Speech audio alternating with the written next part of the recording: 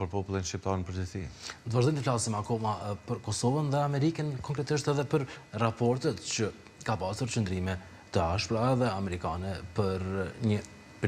prishje apo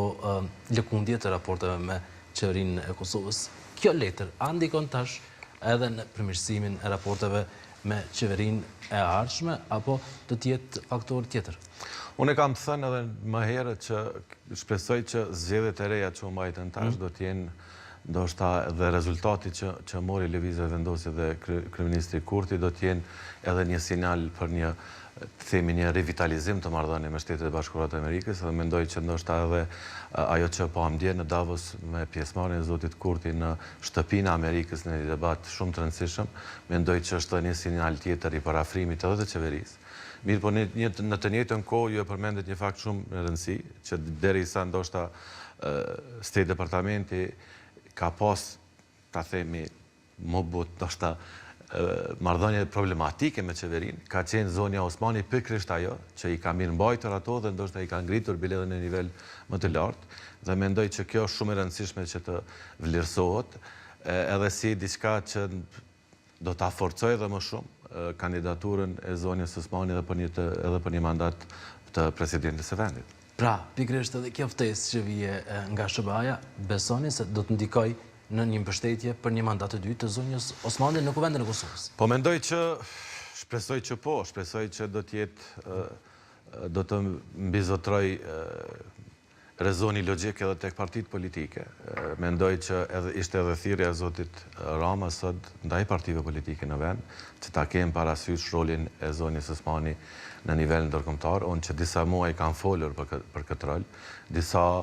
kanë pasur mendimet ndryshme. Para disa ditësh bile më duket edhe në studion e juaj një bashkëbiseduese pa të ngritur edhe kandidaturën mëshme të zotit Hari Bayraktari si një kandidat për president, mirë po ja që ai doli para 2-3 ditësh dhe tha që kandidati më i mirë do të ishte rinovimi i mandatit të zonjës Osmani, dhe këtë do të thotë, po e themi nga prizmi i njerëzve objektiv që s'kan kurfar interesi partian këtë mes, pasi që e kemi pa kush ka desh tasho, e kemi pa veprimet dhe punën e zonjës Osmani gjatë vitit të kaluar, mirë po edhe tash në këtë periudhën tranzitore në të cilën gjendemi, që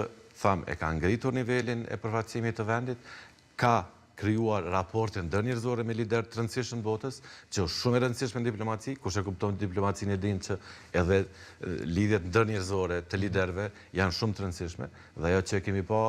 është që zonja Osmani ka pas aftësi shumë të mira që të krijojë edhe atë marrëdhënien personale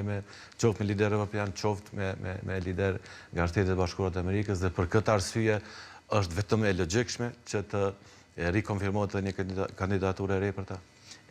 Qeveria a ka kontribut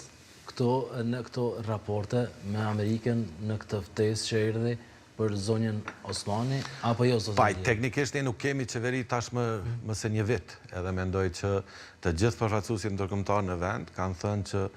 nuk kanë si të takojnë me qeveri pasi vendi s'ka qeveri. Ka qenë, do thotë, një rast sui generis, se mund ta përdor këtë terminologji, ku kemi pas një qeverinë e detyrë ka gjatë, që është diçka që nuk ndodh rëndom. Kështu që, e thash edhe më herët, gjatë kësaj pauze qeveritare, nëse mund të quaj ashtu, ka qenë e vetmja zonja Osmani ajo që ka qenë shumë aktive biles në nivelin ndërkombëtar. Kemi pa edhe paraqitjet e saj në Bashkimin Evropian me heqjen e masave shtrënguese që kemi pasur së sanksioneve nga Bashkimi Evropian, kështu që ka qenë së paku në këtë vitin e fundit ekskluzivisht merit e saj. Po, për të zgjedhur zonja Osmani sërish presidente, duhet që t'jenë 80 vota në kuvendin e Kosovës. Fillimisht, të qëndrojnë në sallë, por me pas janë hapat e tjerë. Por, thatë që duhet të ketë një lloj reflektimit të partive të tjera parlamentare, zoti Alia. Kemi parë qëndrimet e tyre të deri tanishme, që kërkojnë kandidat konsensual, nuk e konsiderojnë zonjën Osmani njeriu e duhur.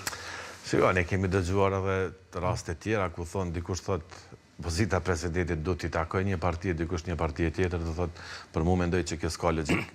Ajo që vlen është që në krye të shtetit, sidomos në nivelin ndërkombëtar, na duhen persona që janë të dëshmuar. Dhe mendoj që zonja Osmani ka dëshmuar veten që është